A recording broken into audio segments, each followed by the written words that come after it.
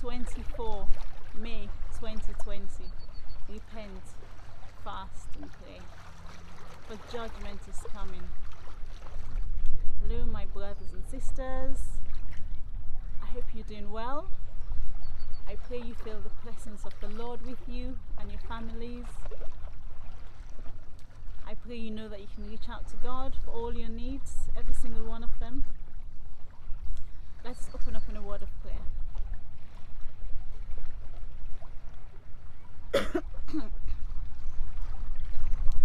Mighty God, merciful Father, thank you for another day. Thank you for each and every person watching this. Thank you for their families. Thank you for the support network around them. Father God, we pray that as they're watching, let them know that the aches of their hearts, the concerns that they have, that you are their God, that you have promised good to them, that you have promised to provide for all their needs. I pray that they feel encouraged to turn to you even more. They feel encouraged to read the Bible more. And Lord, as I speak, minister to me, Lord. Let me speak your words. Let me speak your thoughts. And to your name alone be all glory, all honor and praise. In the name of Jesus Christ our Lord. Amen.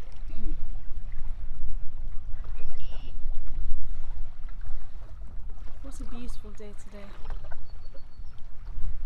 I pray that you're feeling well and you're doing well and your family and loved ones are well as well. And where there's sickness, I pray that you can reach out to God in prayer, and we join in prayer to God for your families and loved ones, that he may bring healing, that he may bring comfort. Today, the sin that we're going to talk about has become even more challenging in these days. It was always a sin and it was always there, but nowadays, oh my, there's so many ways that we can actually commit the sin through the social media explosion in all our lives, and this is the sin of envy. Envy. You're going around, you're minding your own business, you're on Facebook, you're looking through, things pop up, your friends are doing things, and they post their pictures.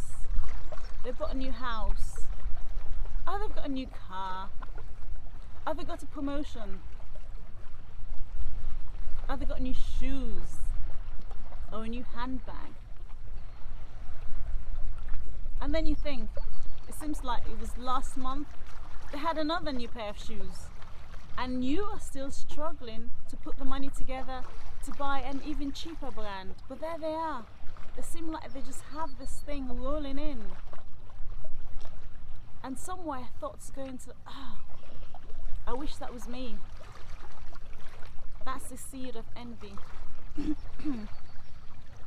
Envy is discontent at what other people have. And it can be for the relationships they have. And I have a confession, actually. One of the biggest envy that I had in my life, my parents were separated when I was 1 and a bit, which is a long time ago. And I used to, when I got into my teens and I guess that university age, and you see people, it's customary for people to be dropped off by their parents, and you see the beauty when they have their both parents together, for those circumstances that happens. And you start to think, oh, I don't have my parents together. And it's always played on my mind. So I started envying people whose parents were together, because that was something I truly longed for myself. But that wasn't my my reality. And I remember as I worked and travelled, I'll admit there was one particular person and their parents came, there was a girl, their parents came, and I was envious. Not of anything else that she had, but just the fact that her parents were together. And God dealt with me. Like, God really dealt with me, because my focus then turned from being on God to being on a person. They didn't even know that I was envious because their parents were together. Now I look back and I think that's one of the stupidest waste of time I ever did. And then it starts to create a seed of envy, and you start to dislike someone because of something that's going on in my head. And that's almost saying God is not enough, because I turn my focus from focusing on God to focusing on a person. Proverbs 14:30 says, "A heart at peace gives life to the body, but envy rots the bones." Because once you start to envy, you start to dislike someone or disapprove of them because of something they have that you feel you want or you don't have, or they shouldn't deserve, whatever it is. That starts to eat at you, because your focus then starts going to a place where it's not godly. Philippians 4:19, "And my God will meet all your needs according to the riches of his glory in Christ Jesus." And that same verse, Jeremiah 29:11, "For I know the plans I have for you, declares the Lord, plans to prosper you and not to harm you, plans to give you hope and a future." There's so many times when God is telling us he has plans for us. He didn't make me a mistake. He knew my circumstances were going to be, my parents were going to be separated. But that didn't mean my future was not going to exist. That didn't mean he wasn't going to bless me.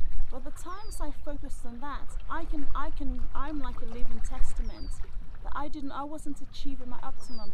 It was only when God really confronted me with it that I was focusing on a person and disliking a person because that their parents were together, which is the stupidest thing ever. God dealt with my heart and I repented. After that repentance, then my life truly started blossoming. Then I started looking to what God has planned for me, what God has put in my path.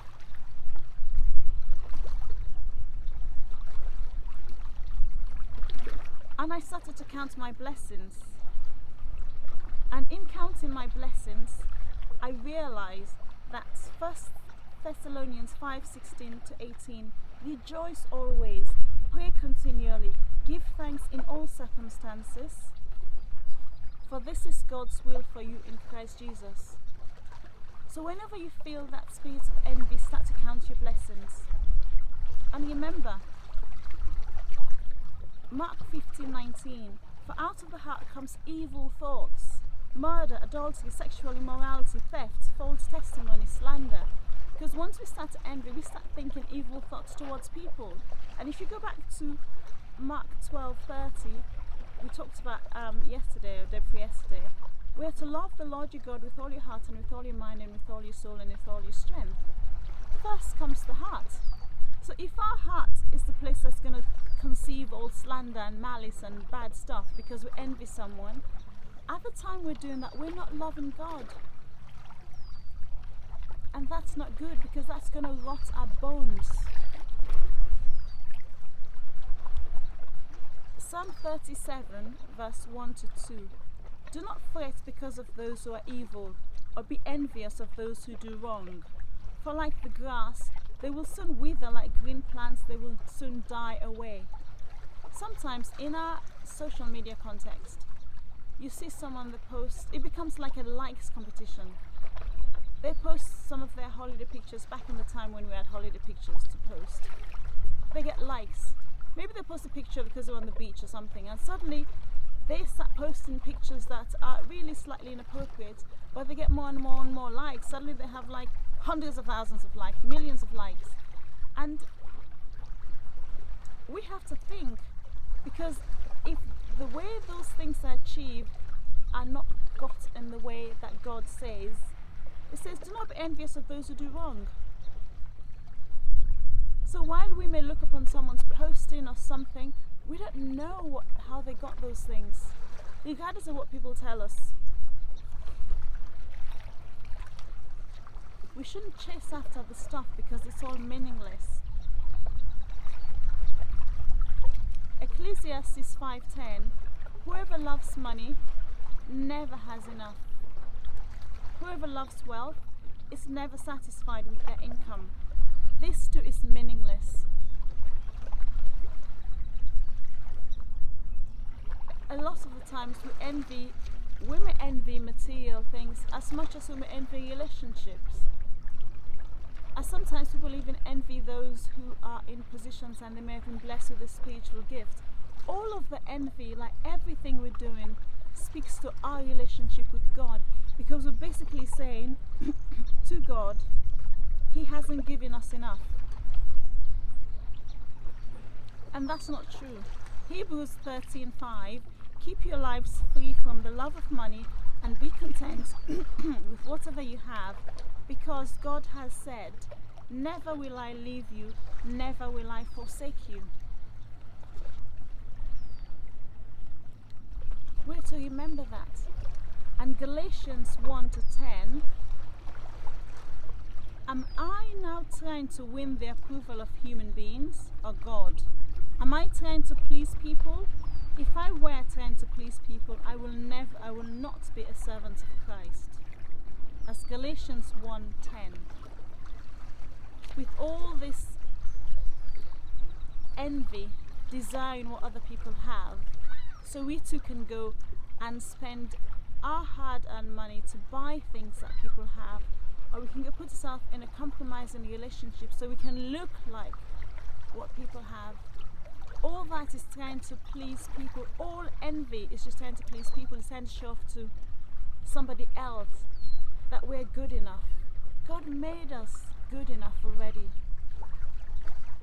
As soon as the spirit of envy comes in, because Satan and his demons, and he's a liar, they're flashing thoughts into our mind, you find that thought, cast it out of your life straight away, because it's going to rot your bones. It's going to separate you from God. I know this is not an easy thing to deal with in our culture, but we have to stand separate from the world. I pray that this blesses you, and Lord willing, we'll speak again tomorrow.